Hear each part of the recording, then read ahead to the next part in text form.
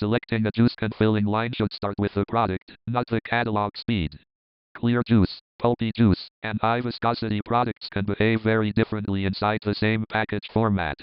This guide explains the inputs that should be confirmed before a hot fill line is specified. Begin with a written product window. Record equilibrium pH, sugar content, density, dissolved oxygen, foaming tendency, and the intended shelf life objective. Viscosity must be stated together with its measurement temperature, because a product can flow differently during startup, recirculation, filling, and cooling. Any value that is not yet known should remain marked for confirmation. Pulp is more than a maximum particle size. Its content, shape, firmness, fragility, density difference, and carrier viscosity all influence suspension and dosing. The valve passage, product path, mixing or circulation method, and sampling plan therefore need to be reviewed with representative product. A water trial cannot prove pulp distribution or foam behavior. Hot fill is a controlled process route, not simply a higher setting on the filler. Preparation, thermal treatment, deaeration, transfer, filling, end application, seaming, downstream holding or treatment, cooling, and inspection have to work together. The actual time and temperature program must be established for the real formulation, package, and shelf life objective. A machine that can handle hot product is not automatically an aseptic system.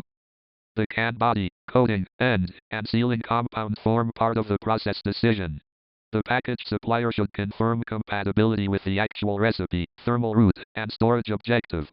Using a similar can for a different beverage is not sufficient evidence. Drawings, physical samples, and the approved double seam standard should be available before final specification. Filling and seaming must be evaluated as one connected operation. The project should define fill volume, cleanliness, end placement, double seam inspection, reject handling, restart behavior, and acceptance limits. Those conditions should be checked with representative cans, ends, and product whenever practical.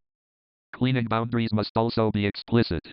On the line equipped for automatic clean in place, cleaning cups under the filling valves can create a controlled return path and reduce repetitive valve disassembly. But the project still has to identify which circuits and valve passages are included, which parts require manual access, and how cleaning effectiveness will be verified. Line output is not the same as a filler nameplate number. Thermal process capacity, product distribution, stop logic, seaming, cooling residence time, inspection, packing, changeover, and cleaning can all limit net output. Capacity should be balanced around acceptable finished cans per hour, the real SKU mix, and the operating schedule. For factory and site acceptance, define the evidence before the test begins.